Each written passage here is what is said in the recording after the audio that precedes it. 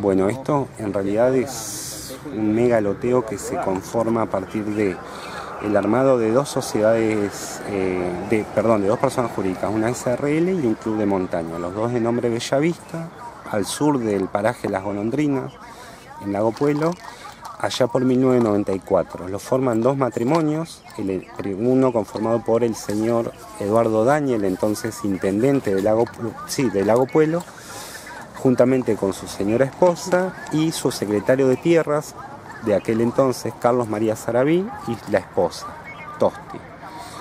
Entonces, a partir de ahí se forman estas dos sociedades, compran una parte de hectáreas, compran un bloque de aproximadamente 50 hectáreas por $180.000. 4 meses después se lo venden entre ellos, o sea, el matrimonio eran presidente, eran secretarios, qué sé yo, tanto de la SRL como el Club de Montaña. Lo compra la SRL, pero se lo vende al Club de Montaña para empezar con este loteo de 30 hectáreas. O sea, de aquellas casi 50, 30 las destinan a este Club de Montaña. A partir de ahí, con el alta, digamos, la Inspección General de Justicia, ya tienen la habilitación legal como para empezar a vender lotes de aproximadamente 1000 metros cuadrados. Y bueno, desde ahí comenzaron a vender. En realidad encontramos luego, eso en lo formal, digamos, empezaban a vender y hasta ahí todo bien. Junto con el título comenzaba después el tema de servicio, el tema de escrituración, etcétera. Y bueno, iba a ser una especie de lo que conocimos como country, o sea, barrios privados, residenciales. Bien, pero lo que en un principio iba a ser una cuestión de algo normal, digamos, de privado, un megaloteo, pero privado y normal, termina siendo, desapareciendo escrituras, desapareciendo servicios, absolutamente todo, y de repente encontramos que en realidad venían vendiendo desde 1992 al menos, que era el propio Daniel que iba y vendía. O sea, en ese momento la madre manejaba una clínica en aquel momento. Bueno, era todo iban a tribunales y vendían, a tribunales en Esquel y vendieron más de 30 lotes entre levos. Era toda una operatoria que se iban sumando gentes, pero sobre todo iban sumando víctimas. Se cobraba en dólares, se cobraba la mayoría por adelantado. Y bueno, y hasta el día de hoy, más de 20 años después, vemos que los títulos jamás aparecieron. Los servicios tampoco existieron, lo que existe es cables pelados, tomas de agua a la intemperie, etcétera. No hay urbanización, por supuesto.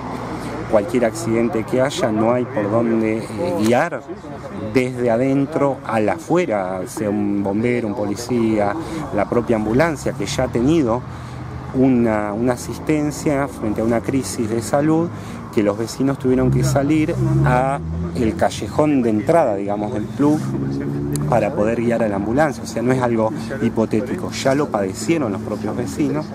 Y bueno, y como estaba hablando antes, también una cuestión de al cerrar los caminos, para aislar la parte de adelante, las primeras 17 hectáreas, que esas se las repartieron estas dos familias, hoy están viviendo ellos, y hoy sí, ellos sí cuentan con título de propiedad.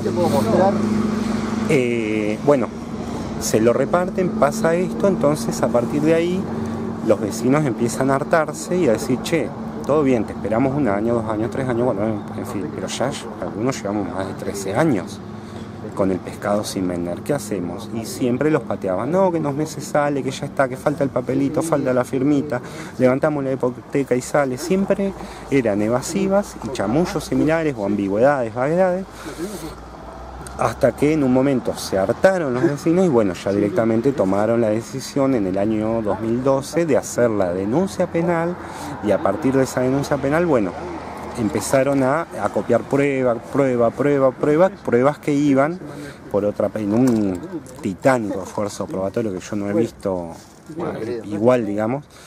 Empiezan a acumular pruebas y a presentar a la Fiscalía con la esperanza de que Fiscalía se hiciera eco por un lado y comenzara a investigar. Bueno, una ilusión que no fue satisfecha, tal es así que fueron un par de medidas muy puntuales. Lo cierto es que llegamos a marzo de 2015, cuando la causa vuelve al fiscal Oro, que se le habían logrado sacar allá por más o menos fines de 2012, vuelve a esta fiscalía y el fiscal Oro en 2 segundos lo que hace es desestimar la denuncia, reduciendo a una cuestión meramente administrativa, de desprolijidades y nada más, y una cuestión privada, el tema de un mechoneo entre dos mujeres y nada más.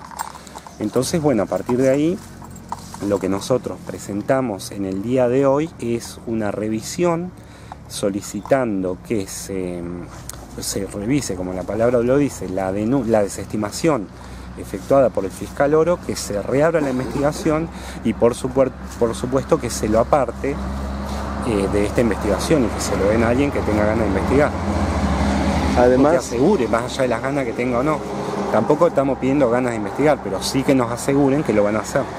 Decías además en la conferencia de prensa que uno de los pedidos era solicitarle al actual, hoy diputado Daniels, que deje sus fueros para que se someta a la justicia como cualquier ciudadano. Exactamente, es lo principal que necesitamos. ¿Por qué? Porque si no, el juicio, no va a llegar a buen puerto respecto de él, un eventual juicio. Y solamente van a quedar el resto. Pero, por ejemplo, ya tuvimos consecuencias que en el momento que se hacen los allanamientos y se incauta prueba en la sede del club y en otros domicilios, donde no se puede allanar es precisamente el domicilio particular del diputado Daniel y su esposa, que es también otra pata en esta cuestión.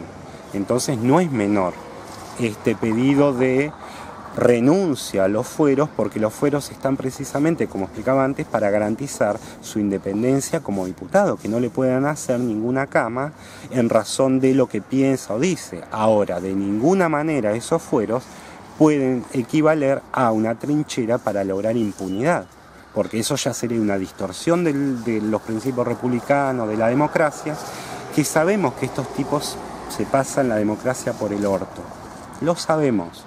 Nos vienen dando sobradas muestras, pero esta vez les decimos, alto ahí, por favor, esta vez no, pero necesitamos también el concurso de la justicia que tenga ganas de investigar, lo cual ahí es donde tenemos nuestras dudas. Hoy, a la luz de más de 3 años de estar penando, desde la denuncia estoy hablando, ni hablar lo que ya venían penando antes, pero desde 3 años sin ver pasos significativos en cuanto a la investigación. Y sobre todo viendo que siempre los únicos pasos investigativos partieron de las propias víctimas, lo cual es un delirio también, porque las víctimas, una vez que hacen la denuncia, no tenían por qué tener que hacerse cargo de la investigación. ¿Y por qué ocurrió esto? Porque quienes tenían que investigar, bien, gracias. Y así estamos. Edgardo, dentro de los estafados, entre comillas, hay familias y hay también funcionarios que podrían estar ligados de alguna manera también a esta situación o que se sospecha por lo menos que tienen influencias que podrían estar retrasando esta situación. ¿Cómo se entiende esto? Así como lo decís, no lo entendemos. No nos cierra por ningún lado porque, bueno, uno piensa, si a mí me estafan, yo lo primero que hago es ir y pedir que se haga justicia. Cuando no es que abandoné y me fui, sino que, como contaba hace un rato, en algunos casos siguen viniendo hasta el día de hoy tales estafados. Pero ¿qué pasa? No nos olvidemos que Eduardo Daniel fue el que con su voto decidió que cayera el pedido de juicio político al propio Pasuti. No sé si tendrá algo que ver, pero sí que la suspicacia tenemos derecho a que se nos genere. Hoy por ti, mañana por mí. Como mínimo. Pero sí que en su carácter de funcionario público, y eso no tenemos ninguna duda, el doctor Pasuti estaba obligado legalmente a denunciar este mamarracho. ¿Por qué? Porque este mamarracho ni más ni menos viola el Código Penal, a través de defraudaciones y otras estafas, y también a través de la asociación ilícita. O sea, no estamos hablando, bueno, te choqué el guardabarro. Entonces, a partir de ahí, bueno, no sabemos. Por eso es tanta la desinformación que hoy no podemos saber quiénes son los socios, cuántos lotes hay, cuántos quedan por vender, cuántos fueron vendidos, dónde está la plata sobre todo. Sí sabemos que en el club no está, porque hay otra cuestión.